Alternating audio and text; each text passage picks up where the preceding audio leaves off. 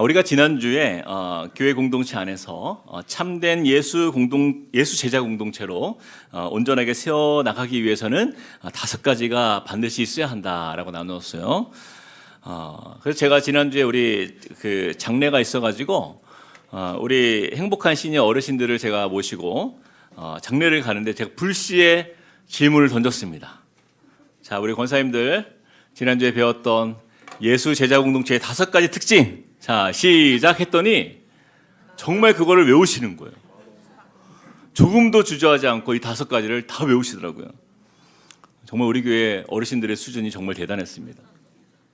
자, 그런 의미에서 자, 우리 다 같이 한번 외워봅시다. 자, 제가 여러분들이 잘 기억하라고 제가 힌트까지 드렸잖아요. 자, 기억하시죠? 뭐였어요? 마동석 형사 쌍손 들고 회개했다. 자, 외워봅시다. 첫 번째, 자, 예수 제자 공동체의 5가지 특징. 보여주시면 안 되고 화면 꺼주시고. 자, 첫 번째, 마음을 같이함. 2번째, 동정. 3번째, 형제사랑. 4번째, 불쌍히 여김. 5번째, 겸손. 그렇습니다. 아우, 너무 대단하십니다. 네. 그러니까 보여주지만 않았어도 좀 더 확실하게 점검을 할 수 있었는데. 우리가 예수 그리스도를 믿고 영접하여서 구원받은 인생이 되었다라는 것을 가장 간단하게 한마디로 표현해 본다면 저는 이렇게 표현하고 싶어요. 변화된 인생. 변화된 인생. 그렇습니다. 저 여러분은 예수를 영접함으로 완전히 변화된 인생이 된 것이에요. 어떤 변화가 나타났습니까? 먼저 사망 권세 아래 놓였던 옛사람에서 새 생명을 얻은 새 사람으로 바뀐 바로 신분의 변화가 나타났죠. 둘째로 진노의 자녀에서 우리가 하나님의 자녀로 바뀐 이 하나님과의 관계의 변화가 나타난 거예요. 그리고 우리의 가치관, 우리 인생관, 우리의 역사관, 우리의 도덕관, 이 모든 세계관이 그동안은 나 중심적인 세계관에서 예수를 주인으로 모신 예수님 중심의 세계관으로 바뀐 인생이 되었다라는 것이죠. 이처럼 우리가 예수를 믿는 성도가 되었다라는 것은 이 변화된 인생이 되었을 뿐 아니라 계속해서 그 변화된 삶을 추구하며 적극적으로 변해가는 것을 이루어가는 인생이 되는 것이죠. 어떻게 이것이 가능합니까? 바로 예수를 영접한 자들의 삶 속에 역사하시는 성령님께서 우리를 그 변화된 삶으로 자연스럽게 이끌어 가신다라는 거예요. 오늘 본문 말씀에서도 보면 이 믿는 성도들에게 있어서 예수 믿기 전에는 불가능했던 변화 2가지가 소개되는데 이 16절과 17절의 처음의 시작에 이렇게 말씀합니다. 16절에 보니까 선한 양심을 가지라. 17절에는요 어떻게 시작해요? 선을 행함으로. 이 2가지가 등장해요. 선한 양심과 선을 행함. 바로 이것이에요. 어떤 분들은 이렇게 얘기합니다. 세상 사람들 중에서도 뭐 선한 양심과 뭐 선한 행실을 추구하는 사람들이 있지 않냐. 그러나 성경에서 말씀하는 그 선함의 퀄리티는요 전혀 다른 거예요. 하나님께서 말씀하시는 이 선은요 바로 온 우주 만물을 창조하신 창조자 하나님 아버지께서 우리 인간을 향한 그 무한한 사랑으로 자신의 아들을 그 예수를 죽기까지 사랑하시사 우리를 그 하나님과 처음 맺었던 그 사랑의 관계로 초대하시는 거예요. 그리고 우리를 회복해 하심으로 말미암아 우리에게 생명을 주신 바로 그 선한 마음을 우리가 닮아가는 거예요. 그래서 이 사실을 깨달은 저와 여러분이요 하나님의 자녀가 되음으로 인하여서 우리는 그 우리를 향하신 하나님의 그 선하심을 닮아서 우리도 이 땅에서 어떻게 해요? 그 하나님의 그 마음, 그 하나님의 선한 양심, 그 하나님의 그 선한 우리를 향한 행하신 일들이 우리 삶에서 이루어지는 인생으로 우리를 세우셨다라는 것이죠. 그렇다면 우리가 어떻게 이것을 이루어갈 수 있는가? 빌립보서 1장 6절 우리 같이 한번 읽어봅시다. 시작. 너희 안에서 착한 일을 시작하신 이가 그리스도 예수의 날까지 이루실 줄을 우리는 확신하노라. 바로 우리 안에 계신 성령께서 우리 안에서 착한 일을 시작하시고 그 선한 양심과 그 선한 행실, 바로 그러한 인생을 우리에게 이루어 가시고 마지막 그날까지 그것을 이루시겠다 약속하시는 거예요. 그래서 우리가 오늘 본문의 13절 말씀에 이렇게 시작합니다. 또 너희가 열심으로 선을 행하면 누가 너희를 해하리요. 자, 23절 말씀을 우리가 조금 이해할 필요가 있는데 여기서 너희가 열심히 선을 행하면 이라는 표현이 조금 원어적 표현하고는 조금 아쉬움이 있어요. 이 뜻보다는 헬라 언어로 보면 이런 뜻입니다. 선행에 열정을 가진 사람으로 산다라는 뜻이에요. 선함에 열정을 가진 사람으로 사는 인생이 되었다라는 거예요. 즉 하나님의 마음을 닮아서 우리 마음에도 어떤 마음이 시작된 거예요? 선을 행하고자 하는 그 열정이 우리 마음에서 넘치도록 일어나는 삶의 모습이 우리에게서 시작되었다라는 거예요. 우리가 처음에 예수님을 영접한 사람의 가장 큰 특징을 뭐라고 했어요? 변화된 인생이라고 말씀드렸잖아요. 그 삶의 특징적 변화가 바로 이 선을 행하고자 하는 그 열정이 우리 안에서 일어나기 시작하는 거예요. 여러분 그렇지 않습니까? 예수님을 믿고 나니까 선을 행하고자 하는 그 마음이 막 일어나잖아요. 그렇죠? 한번 옆 사람을 한번 보세요. 얼굴에 얼마나 선한 모습이 가득하지 않습니까? 예? 한번 이렇게 한번 인사해 봅시다. 뭐든 부탁하십시오. 예. 이것이 바로 우리 베드로 전서에서 말씀하는 우리의 그 변화된 모습이에요. 변화된 모습. 그저 그동안은 어때요? 나의 유익, 그저 내 중심적인 인생의 문제 속에서 그냥 내 고민, 내 가정, 그냥 내 삶의 여러 가지 미래를 위해 살았던 우리 삶에 가장 나타난 큰 변화. 그것은 바로 선한 행실을 향한 그 열정이 우리 안에서 시작되는 거예요. 그래서 베드로전서에서 계속 반복되어서 강조되고 있는 것이 바로 이 선한 양심과 선한 행실인 것입니다. 우리 안에서 이 착한 마음, 그 선한 마음을 시작하신 이로 말미암아 우리 삶에서 어떤 선한 열매를 우리가 맺어갈 수 있는가를 고민하는 인생, 바로 그것이 저와 여러분의 그리스도인 된 우리의 삶의 모습이다라는 거예요. 그래서 우리의 개인의 삶 속에서, 또 가정의 삶 속에서, 또 교회에서, 세상에서 그 선함이 어떻게 하면 아름다운 열매로 우리 삶에 나타날 것인가. 바로 이것을 통해서 우리가 무엇을 이룰 수 있습니까? 베드로전서 2장 12절 말씀 같이 큰 소리로 읽어보겠습니다. 시작. 너희가 이방인 중에서 행실을 선하게 가져 너희를 악행한다고 비방하는 자들로 하여금 너희 선한 일을 보고 오시는 날에 하나님께 영광을 돌리게 하려 함이라. 아멘. 여러분 이것이 중요한 말씀이에요. 세상의 이방인들, 즉 믿음이 없는 사람들이요, 우리의 그 선함을 보고 예수를 만나 돌이킬 수 있다라는 거예요. 그들이 회개하는 과정으로 나올 수 있다라는 거예요. 결국에는 그들도 하나님께 영광을 돌리는 날을 얻게 하시기 위함이다라는 거예요. 이것이 바로 우리 믿는 성도된 저와 여러분이 세상 속에서 그리스도인으로서 살아가야 할 이유인 것입니다. 제가 이번에 우리 함꿈운동회를 어제 우리가 같이 하면서 정말 마음에 감동이 많았어요. 정말 감사한 것들이 너무나 많았습니다. 우리 특별히 준비하신 분들 너무 애쓰셨는데요. 정말 하나같이 헌신적으로 그 일들을 위해서 정말 너무나 열심히 섬겨 주신 게 너무 감사하더라고요. 그리고 더 크게 또 감사한 게 하나가 있는데, 어제 여러분 교회를 다니지 않는 우리 성도님들의 가족들, 또 이웃들이요 많이 오셨어요. 여러분 모르셨죠? 정말 이분들이요, 우리가 어제 막 이렇게 챙겨주고 섬겨주고 사랑하는 모습을 보면서 그분들이요 정말 많은 감동을 받았다라는 거예요. 어떤 분은 그렇게 얘기하시더라고요. 이게 다 공짜예요? 그래서 너무 고마워하시더라고요. 우리의 작은 섬김이 그들의 마음을 이렇게 열어가는 그 선함의 실천, 그렇죠? 이것이 바로 우리 교회가 섬겨야 할 일인 거예요. 그들을 선한 마음으로 섬기고 사랑하는 자리로 우리가 계속해서 다가가고 그렇게 교회를 세워가는 것, 여러분 이것이 바로 베드로전서 말씀을 실천하는 교회의 모습인 것입니다. 그런데 만약에 우리가요 예수를 영접했는데도 불구하고 여전히 그냥 내 문제, 내 고민, 내 가정, 그냥 내 미래만 위해서 살아간다면 우리는 이 땅에 있을 이유가 없어요. 빨리 우리는 천국 가는 게 차라리 나아요. 왜요? 내 문제를 고민 해결받는 것은요 천국이 가장 확실합니다. 그곳에 가면요 모든 문제가 해결돼요. 가장 큰 영화로움과 영광스러움을 거기서 우리 누릴 거잖아요. 그러므로 우리는 이 땅을 살아갈 이유와 목적이 우리에게 분명해야 하는 것입니다.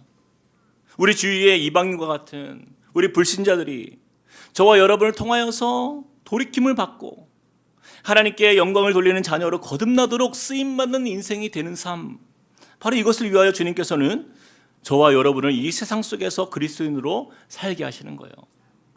그래서 오늘 말씀은 우리가 세상 사람들을 얻기 위하여 우리 그리스도인의 선한 행실의 자세는 어떻게 해야 하는가, 함께 두 가지를 나누어 보겠습니다. 첫 번째입니다. 세상 사람들을 대하는 그리스도인의 자세, 같이 한번 읽어볼까요? 시작. 때로는 고난받는 것을 마땅히 여겨야 합니다. 14절도 같이 한번 읽어봅시다. 시작.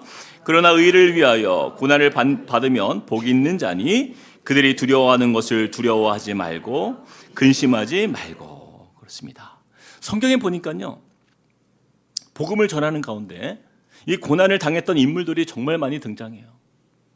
특별히 사도 바울은요, 매를 맞기도 하였고 감옥에 갇히기도 하였고 또 여러 굶주림과 위험을 겪었던 것을 우리 말씀을 통해서 알 수 있습니다. 그런데 예수님은요, 바울에게 그가 내 이름을 위하여 얼마나 고난을 맡아야 할 것을 내가 그에게 보이리라 이렇게 말씀하셨어요. 즉 복음을 위하여 받는 그 고난은 우리 성도들에게 있어서 반드시 나타나는 인생의 필수적인 운명과도 같은 징표라 할 수 있는 것이에요. 우리가 믿음이 없는 한 영혼을 전도한다는 것은요, 참으로 많은 인내와 고통이 따르는 수고스러운 일이죠. 제가 목회를 하면서 여러 불신 가정의 식구들을 전도하기 위해서 애쓰시는 우리 성도님들을 상담할 때가 있어요. 근데 그럴 때마다 그분들이 겪는 그 남모르는 아픔과 또 상처들, 그 이야기를 들어보면요, 정말 기가 막힙니다.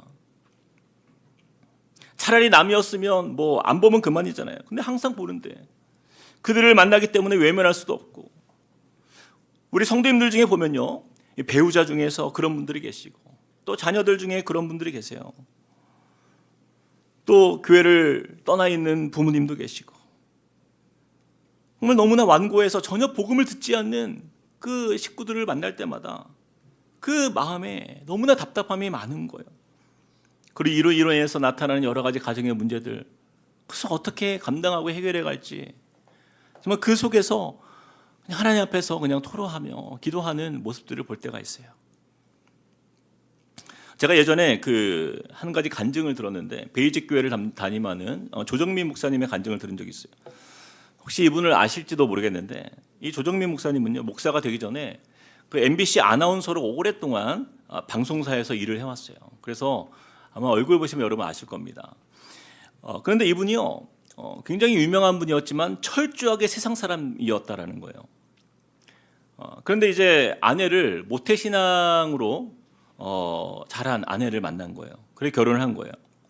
근데 어느 날부터인가 아내가 막 새벽 기도까지 나가는 모습을 보면서 이 조정민 목사님이, 안 그래도 그것이 마음에 계속 불편했는데 불륜을 의심한 거예요.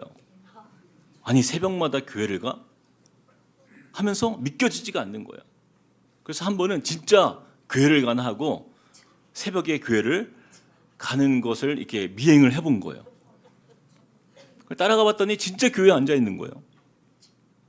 근데 이 교회라는 곳에 처음 가서 아내가 기도하는 모습을 보는데 그 기도하는 분위기가 너무 뜨거운 거예요. 그래서 여기가 바로 그렇게 말로만 듣던 이단이구나 라고 생각을 해가지고 그날부터 이제 아내를 야단치고 막 혼을 내고 핍박을 한 거예요. 그런데 이 조정민 목사님이 이 정도 가지고는 아내가 계속 교회를 갈 것 같은 거예요.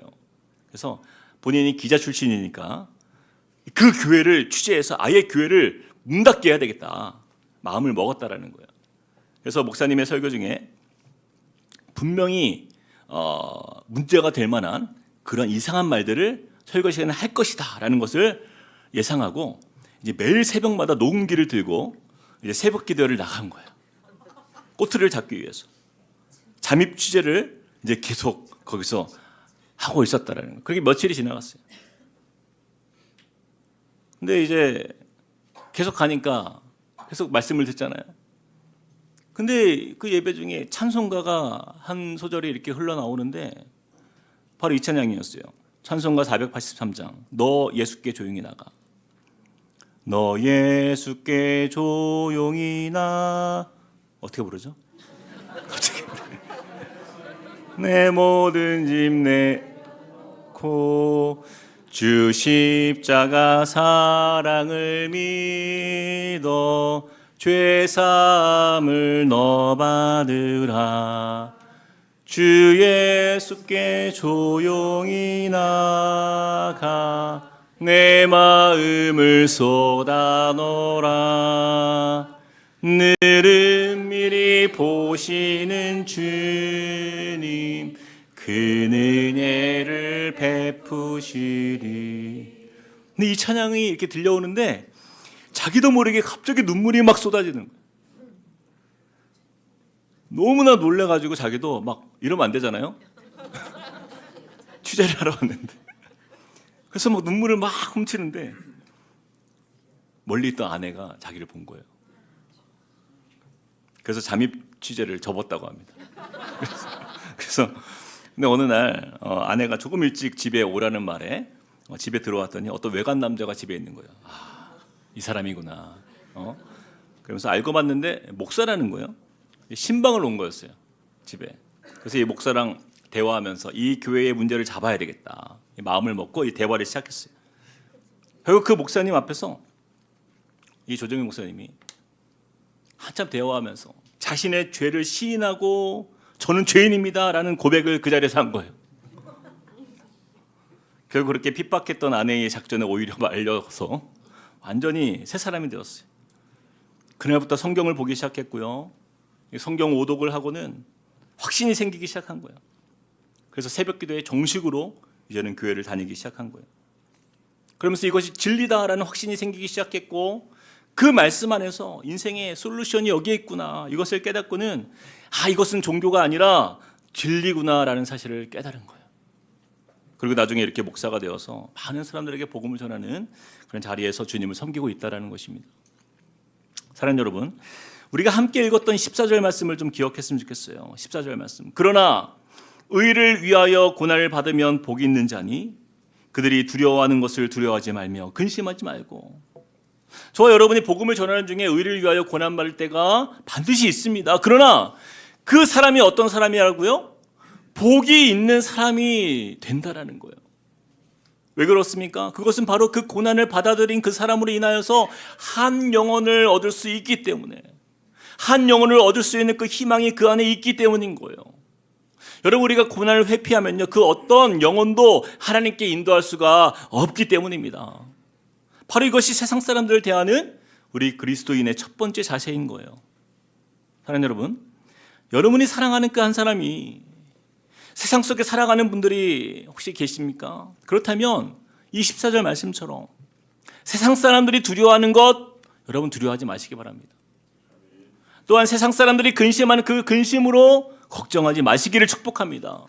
왜 그렇습니까? 의를 위하여 고난받는 그 사람은 하나님께서 가장 복된 인생으로 세우신다 약속하셨기 때문이에요. 베드로전서 2장 20절 말씀에 이렇게 말씀해요.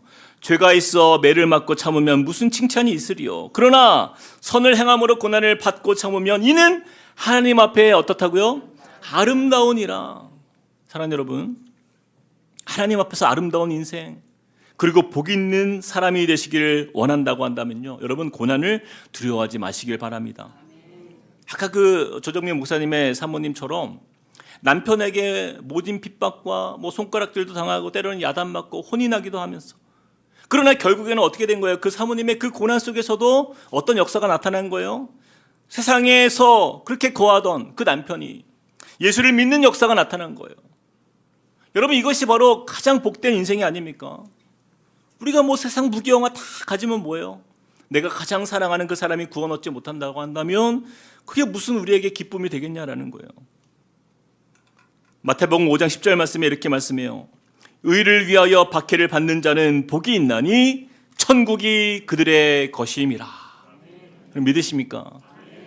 저는 우리 함께 꿈꾸는 교회 모든 성도님들이 바로 이 의를 위하여 고난받기를 두려워하지 않고 오히려 한 영혼을 얻기 위해서 그 모든 고난을 인내함으로 가장 복이 있는 인생 되시기를 주님의 이름으로 축복드립니다. 자, 두 번째입니다. 세상 사람들 대하는 그리스도인의 자세. 두 번째 같이 읽어볼까요? 시작. 대답할 것을 항상 준비하고 있어야 합니다. 우리 15절 말씀 우리 같이 한번 읽어보겠습니다. 시작.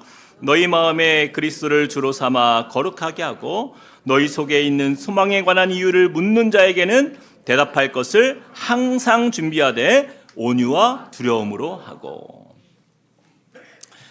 약 16년 전에 제가 전도사 때였던 걸로 기억합니다. 자동차 접촉 사고가 이렇게 나서 그 사고를 처리한 일이 한 번 있었어요. 그런데 그 운전자가 여성 운전자였는데 제가 주차하면서 이제 후진으로 차를 대다가 그 차를 이제 살짝 긁게 되었어요. 근데 그분도 이제 주차를 하는 상황 속에서 일어난 일이기 때문에 사실 따지고 보면 그분에게도 잘못이 좀 있습니다. 근데 어쨌든 제가 후진을 하던 상황이었다 보니까 제가 책임을 지고 물어주게 되었어요. 그렇게 자동차 공업사로 가서 그분의 차를 이제 수리를 맡기게 되었는데 그분이 차를 맡겼으니까 돌아올 때 이제 택시를 타고 와야 될 거 아니에요. 그래서 제가 말을 꺼냈어요. 혹시 괜찮으면 제가 집까지 모셔다 드리겠습니다. 그랬더니 제 차를 타더라고요. 그리고 이제 차를 타자마자 처음에 이렇게 저에게 물어봤어요. 혹시 교회 다니세요? 그래서 왜 그런 질문을 하냐라고 물어봤더니 왠지 친절한 느낌이 약간 교회를 다닐 것 같다라는 거예요.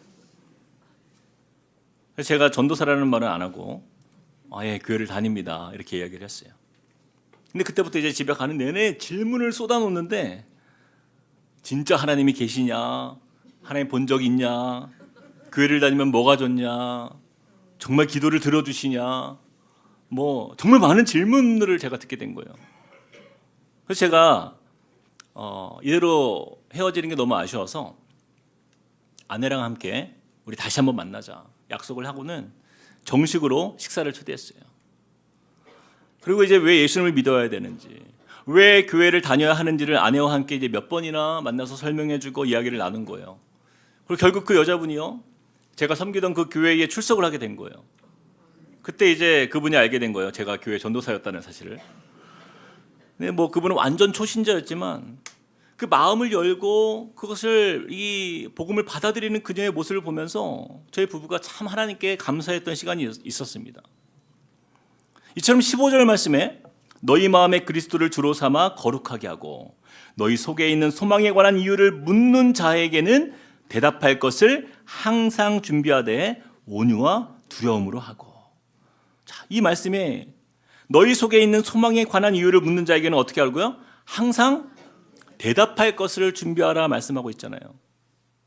여기서 이 대답할 것으로 번역된 헬라어 단어가 아폴로기아라는 단어인데 이 단어는 영어로 아폴로지, 그래서 변명, 변증이라는 뜻이에요. 그러나 이 단어에는요 특징이 하나 있는데 단순히 누가 물어봐서 대답하는 수동적인 변호가 아니라는 거예요. 즉 적극적인 복음 선포를 뜻합니다. 어떤 의미냐면 이 삶의 자세, 이 아폴로기아의 이 삶의 자세는 어떤 삶의 자세냐면 누가 나에게 물어봐 주기를 기다리는 거예요. 누가 나에게 예수에 대해서 물어봐 주기를 기대하면서 하루하루를 살아가는 거예요. 그 대답할 준비를 내 마음 가운데 품고 누가 나한테 물어봐 주는 사람이 없는가 하면서 적극적인 태도인 거예요. 예를 들어 보면 예전에 우리가 보았던 그 사도행전에서 사도 바울이요, 그 아그리빠 왕이 재판하는 로마의 법정에 섰을 때 분명히 바울은 죄인으로 법정에 섰잖아요. 그리고 그 법정에는 왕과 고발자들이 함께 있었습니다. 그러나 바울은 조금도 위축되지 않고 그곳에서 당당하게 예수를 증거합니다. 자신을 변호할 수 있는 그 기회를 예수를 증거하는 자리로 사용하는 거예요. 그래서 아그리빠 왕이 바울에게 이렇게 말해요. 사도행전 26장 28절에서 29절. 아그리빠가 바울에게 이르되 네가 적은 말로 나를 권하여 그리스도인이 되게 하려 하는도다. 자, 그런데 바울을 보세요. 그가 조금도 두려워하지 않고 왕에게 이렇게 선포합니다. 29절 같이 시작. 바울이 이르되 말이 적으나 많으나 당신뿐만 아니라 오늘 내 말을 듣는 모든 사람도 다 이렇게 결박된 것 외에는 나와 같이 되기를 하나님께 원하나이다 하니라. 당신뿐 아니라 오늘 내 말을 듣고 있는 모든 사람도 다 내가 이렇게 결박된 것만 빼고는 나와 같이 되기를 하나님께 원하나이다. 바로 이 태도와 고백이에요. 이게 아폴로기아, 그 베드로전서에서 15절 말씀에서 말씀하고 있는 세상 사람들이 우리에게 소망에 관하여 질문할 때 대답할 것을 항상 준비하는 바로 그 모습, 바로 이것이 이 자세인 것이에요. 사랑하는 성도 여러분, 생각보다 많은 사람들이요, 이 많은 세상 사람들이 복음을 궁금해합니다. 왜냐하면요, 이것은요 매우 자연스러운 현상인 거예요. 여러분 존 칼빈이 쓴 그 기독교 강요라는 책에 보면 모든 인간은 본래 가지고 있는 내면의 종교적 성향이 있다라고 말씀하고 있어요. 이것을 종교의 씨앗이다라고 이렇게 묘사하는데, 이 땅의 모든 인간은 그 내면에 신에 대한 욕구와 인식이 자리 잡고 있기 때문에 바로 그들은 그 마음 가운데 하나님이 어떤 분인지는 잘 모르겠지만 신에 대한 동경이 그 안에 다 있다라는 거예요. 로마서 1장 19절에서 20절 말씀에 그 말씀의 근거가 이렇게 됩니다. 제가 읽어볼게요. 19절, 이는 하나님을 알만한 것이 그들 속에 보임이라. 하나님께서 이를 그들에게 보이셨느니라. 창세로부터 그의 보이지 아니하는 것들 곧 그의 영원하신 능력과 신성이 그가 만드신 만물에 분명히 보여 알려졌나니 그러므로 그들이 핑계하지 못할지니라. 여러분, 세상 사람들이요 하나님에 대해서 전혀 관심이 없는 것처럼 보이지만요, 눈에 보이지 않는 그 하나님에 대해서, 그리고 하나님을 대적하는 사단 마귀에 대해서, 바로 영적 존재에 대해서 매우 관심이 크다라는 것을 우리는 알 수 있습니다. 왜냐하면 하나님께서 흙으로 사람을 지으시고 생기를 그 코에 불어넣으셨을 때 하나님으로부터 지음받은 존재라는 사실이 그 죄로 인해서 무너지고 그 하나님에 대한 인식이 희미해져 갔지만, 마치 기억상실에 걸린 것처럼 사람들이 잊혀져 갔지만, 그러나 여전히 인간에게는 하나님에 대한 그 존재를 향한 마음, 그 흔적들이 남아있기 때문이에요. 그래서 전도서 3장 11절 말씀에서도 이걸 언급하죠. 하나님이 모든 것을 지으시되 때를 따라 아름답게 하셨고 또 사람들에게는 영혼을 사모하는 마음을 주셨느니라. 그러나 하나님이 하시는 일의 시종을 사람으로 측량할 수 없게 하셨도다. 사랑하는 여러분, 여러분의 주위에 세상에 속한 사람들이 그 영원한 소망에 대해서 궁금해할 때 여러분 그것을요 자연스럽게 받아들이셔야 돼요. 그리고 하나님에 대해서 묻거든 그것을 부끄럽게 여기지 말고 우리는 우리가 지닌 그 소망의 근거를 자신 있게 그들에게 이야기해 주어야 하는 것입니다. 이를 통하여 그 죄로 인하여서 희미해진 또 잊혀져 버린 그 하나님을 그들이 바라볼 수 있도록 우리는 언제나 그 묻는 자에게 대답할 것을 항상 준비해야 하는 것이에요. 자, 그런데 한 가지 조건이 있습니다. 자, 묻는 자들에게 어떻게 대답하라고 말씀합니까? 15절 말씀에 보니까요, 너희 마음에 그리스도를 주로 삼아 거룩해 하게 하고 너희 속에 있는 소망에 관한 이유를 묻는 자에게는 대답할 것을 항상 준비하되 어떻게 해요? 온유와 두려움으로 하라 말씀하고 있는 거예요. 온유와 두려움으로.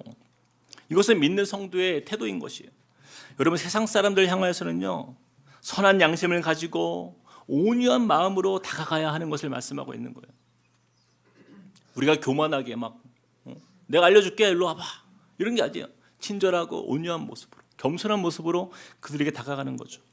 또한 동시에 마태복음 10장 28절 말씀처럼 몸은 죽여도 영혼은 능히 죽이지 못하는 자를 두려워하지 말고 오직 몸과 영혼을 능히 지옥에 멸하실 수 있는 이를 두려워하라 말씀하셨잖아요.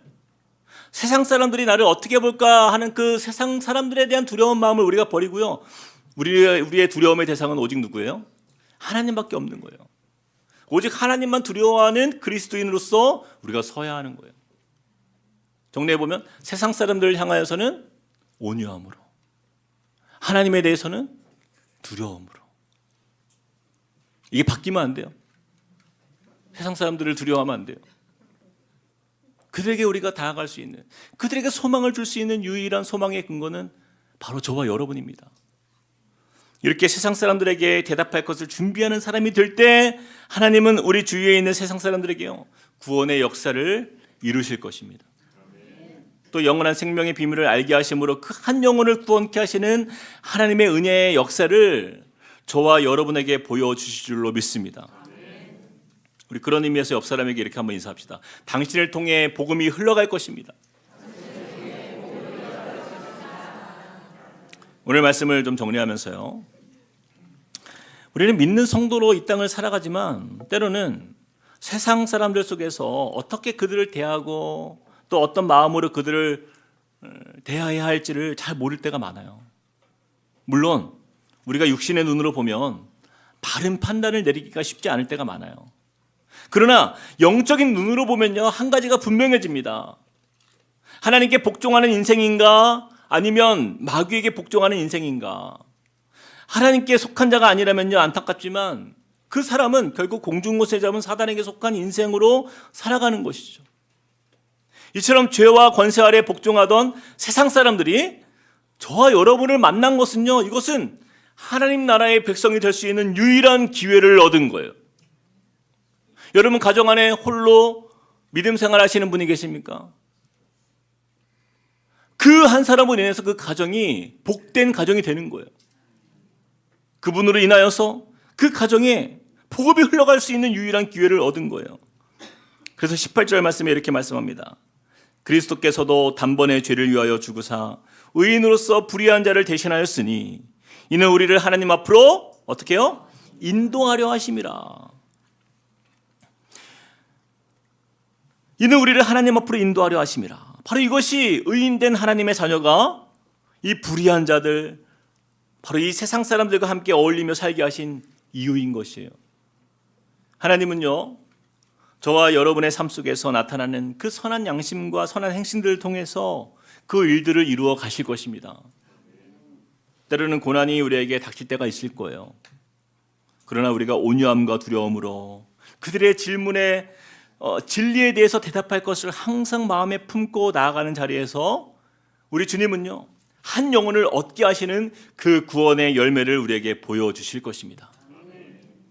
이사야서 41장 13절 말씀, 우리 같이 한번 큰 소리를 읽어봅시다. 시작. 이는 나 여호와 너의 하나님이 내 오른손을 붙들고 내게 이르기를 두려워하지 말라. 내가 너를 도우리라 할 것임이라. 아멘. 누가 우리를 돕고 계십니까? 우리 하나님께서, 여호와 하나님께서 너의 오른손을 내가 붙들고 두려워하지 말라. 네가 나가는 그곳에 내가 함께하고 있다. 내가 너를 도울 것이다 약속하십니다. 이처럼 주님의 깊으신 뜻을 위하여서 나아가는 모든 우리 성도님들, 주님의 도우심을 기대하면서 우리를 언제나 지원하시고 힘주시는 그분을 의지하면서 이번 한 주간 우리가 세상 속에 살아갈 때에 우리가 세상의 어떤 상황 속에서도 이 바로 그리스도인의 정체성을 잃지 않고 예수님의 고난과 영광을 기억하며 우리가 그리스도인으로서 선한 영향력으로 세상에 속하여 그들을 섬기고 사랑하며 그들을 주님께 인도할 수 있는 저와 여러분이 되시길 주님의 이름으로 축복드립니다. 우리 들은 말씀 기억하면서 함께 이 시간 찬양하길 원합니다. 내 마음의 주를 향한 사랑이, 우리 이 찬양 우리 마음을 다해서 드릴 때요, 우리의 삶 속에 우리와 함께 하시는 그분이 계십니다. 때로는 십자가의 길을 걷고 때로는 고난이 우리에게 있지만 그러나 그 길 가운데에 주님이 함께 하신다 약속하셨어요. 우리 그 주님께 우리의 마음을 드리면서 함께 찬양하겠습니다.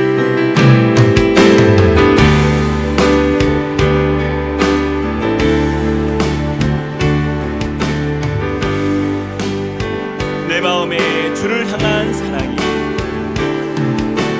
내 마음에 주를 향한 사랑이, 나의 말엔 주가 주신 진리로, 나의 말엔 주가 주신 진리로, 나의 눈에 주의 눈물 채워주소서. 나의 눈에 주의 눈물 채워주소서. 내 입술에 찬양의 향기가, 내 입술에 찬양의 향기가, 두 손에는 주를 닮은 섬김이, 두 손에는 주를 닮은 섬김이, 나의 삶의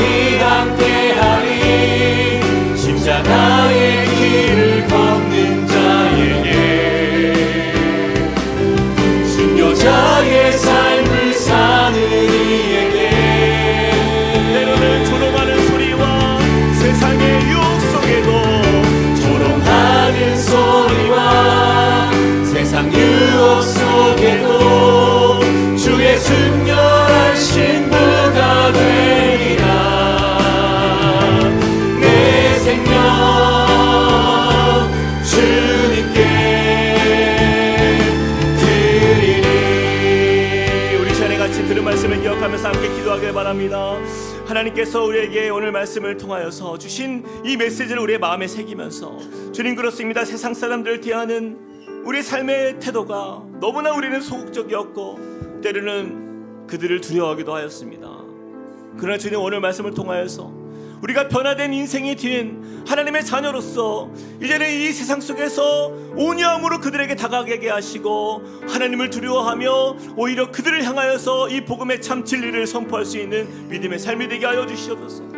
주님 때로는 우리가 믿음으로 인하여 고난받을 때도 있지만 하나님 의를 위하여 고난받는 자가 복이 있다 말씀하신 그 주님의 말씀을 믿습니다. 우리 삶에 도우시고 힘주시는 주님을 따라서 주님 우리가 항상 대답할 것을 항상 준비하고 믿음으로 세상에 힘있게 나아가는 주의 백성으로 살게 하여 달라고 우리 같이 한번 기도하며 주 앞에 나가시겠습니다. 사랑의 하나님 주님을 의지하며 나아갑니다. 하나님 이 시간 우리의 마음을 다하여서 하나님 우리가 함께 전심으로 주님의 은혜를 구하며 나아가는 주님의 은혜를 발견하지 않는다. 우리가 세상 살면서 하나님 때로는 그들을 우리가 마음에 두려워할 때도 많았고 염려할 때도 많았고 하나님 때로는 우리가 너무나 소극적인 그리스도인으로 세상 가운데 살았던 모습도 많았습니다. 하나님 그러나 우리를 통하여서 하나님 주님의 복음이 흘러가기를 주님을 기뻐하신다 약속하옵니다. 우리의 삶을 통하여서 그 선한 양심과 그 선한 행실을 통하여서 하나님 그들의 마음을 열어가시고 또 그 안에 복음의 씨앗을 심어주신 주님의 열매가 아름답게 맺히는 역사가 나타나게 해서 하나님 우리의 삶에 주님의 보이신 그 은혜와 사랑을 보게 하여 주시고 하나님 날마다 주님의 뜻을 따라서 하나님 의로운 주님의 은혜를 바라보며 하나님 우리가 전심으로 주님을 구하며 나아가게 하여 주시고 하나님 우리가 두려워하지 않게 하여 주시고 주님 우리 가운데 역사하시는 우리를 통하여서 아름다운 주님의 복음의 소식들이 우리의 가정과 또 우리의 직장과 우리가 만나는 이웃들에게 하나님 그 소식을 흘러가게 하시는 때에 하나님 정말 주님의 은혜 안에서 주님의 그 아버지 하나님 그 복의 역사를 보게 한 영혼을 세워가시고 주님 그들을 이끄시는 주님의 은혜 하나님 그 복음의 소식들을 우리가 보게 하여 주시옵소서. 하나님의 은혜로 충만케 하여 주시고 믿음으로 서는 주의 백성 되게 하여 주시옵소서. 주여 인도하여 주시옵소서. 이어서 한 번 더 기도하며 나아갈 때에 여러분 우리 가족을 위해서 좀 기도했으면 좋겠어요. 우리 친척들 가운데에서 아직도 혹시 복음으로부터 외면되어 있는 그러한 지체들이 있습니까? 그런 배우자가 있습니까? 혹은 자녀들 혹은 그런 부모님이 계시다고 한다면 그들을 위해서 우리 좀 기도했으면 좋겠어요. 하나님 어쩌면 그동안 내가 미루고 미뤄왔던 하나님 나의 삶의 숙제와 같은 이 문제 주님 은혜해 주셔서 우리 가정 안에 진정한 복음의 역사가 흘러가길 원합니다. 하나님 내가 고난받기를 너무나 두려워했고 또 그들과 이 복음에 대해서 이야기를 나누는 것에 대해서 참 불편했던 우리의 마음이 있었는데 오늘 말씀을 통하여서 다시 한번 힘을 얻습니다. 주님 의를 위하여 고난받는 그 가운데에서 주님 복된 인생으로 그들을 세워가시고 가정을 복되게 하실 줄 믿습니다.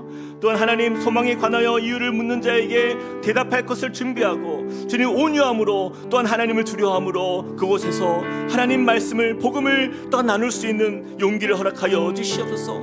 그 가운데에 놀라운 구원의 열매가 나타나게 하여 주시고 이 모든 일을 도우신다 말씀하신 주님을 믿고 나아가는 주의 자녀로 서게 해달라고 우리 같이 한번 가정을 위해서 기도하며 나가시겠습니다. 사랑과 은혜 하나님 주님을 의지합니다. 하나님 우리 각 가정 안에 여전히 하나님 복음으로부터 소외된 그런 가정들이 있습니다. 하나님 주님께서 은혜 주시고 인도하여 주셔서 하나님 그 가정들이 하나님 주님의 은혜 안에 순종되는 역사를 보게 하여 주시옵소서. 하나님의 사랑으로 하나님의 은혜로 하나님 그 마음이 열려지게 하여 주시고 하나님 그곳에 생명샘이 흘러넘칠 수 있도록 하나님 그 모든 삶의 변화의 역사가 시작되는 하나님 특신 은혜가 임하길 원합니다. 하나님 우리가 고난받는 것을 때로는 너무나도 두려워했던 우리의 모습 하나님 정말 우리의 마음 가운데 다시 한번 하나님 믿음으로 회복되는 하나님의 은혜 안에서 하나님 그들을 향하여서 다가가게 하여 주시고 하나님의 그 사랑으로 그들에게 소망에 관한 이유를 하나님 우리가 대답할 수 있는 하나님 믿음의 삶이 되도록 인도하여 주시옵소서. 주님 우리 가운데 은혜 주시고 이루실 주님을 믿습니다. 주님 우리 가운데 이루실 주님을 믿습니다. 우리는 연약하지만 주님이 우리 가운데에 소망 되시오니 그 능력의 주님께서 우리 가운데에 놀라운 은혜로 채워가시고 놀라운 역사를 일으킬 줄 믿사오니 하나님 전심으로 우리가 믿음으로 나아가는 모든 삶의 자리에서 주님의 역사를 보게 하여 주시옵소서. 우리 다 함께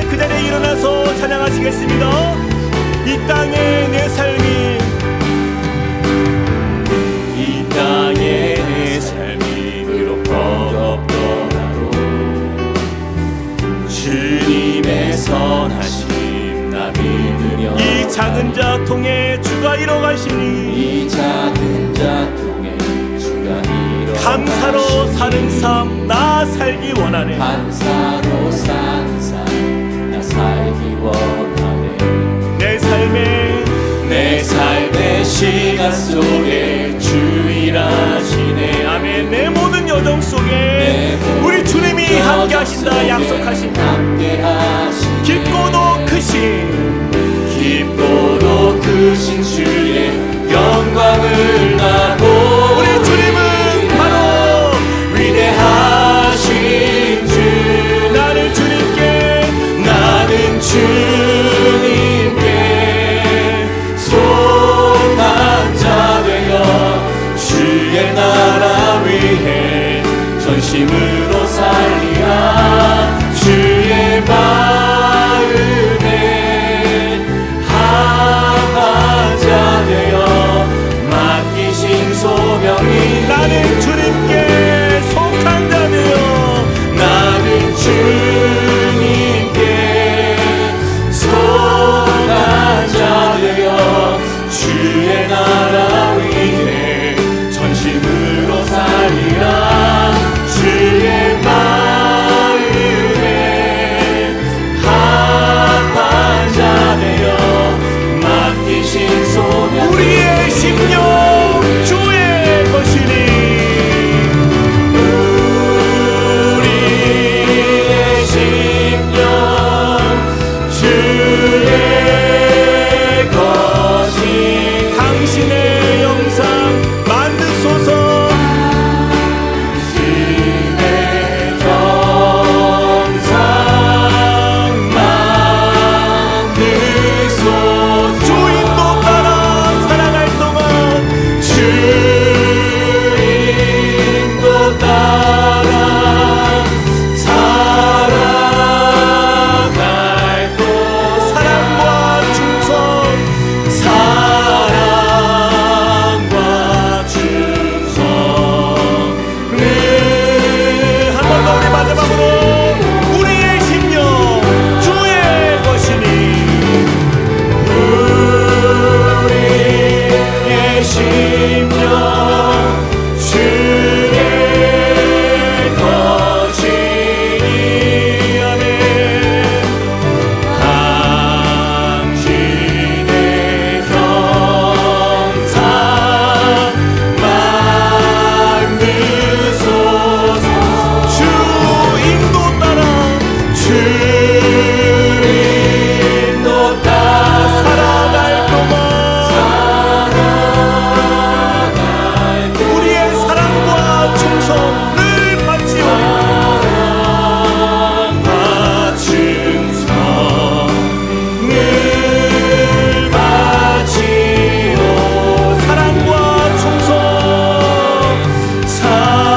사랑과 충성을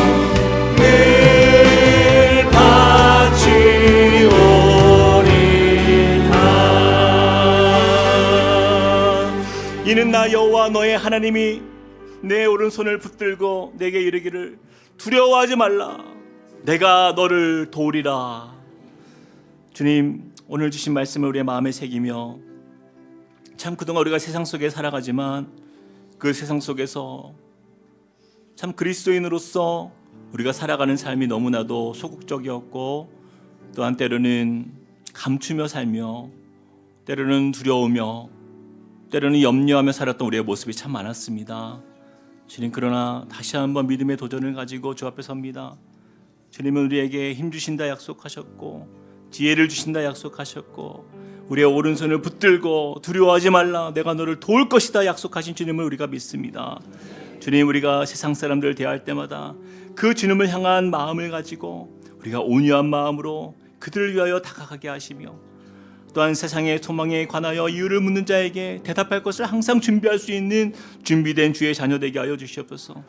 때로는 우리가 의를 위하여 고난을 받을 때도 있지만 주님이 그 인생이 복되다 말씀하셨는데 하나님, 우리가 세상에서 복된 인생이 되기보다 하나님 앞에서 복된 인생으로 살기를 소망하는 주의 자녀 되기를 원합니다.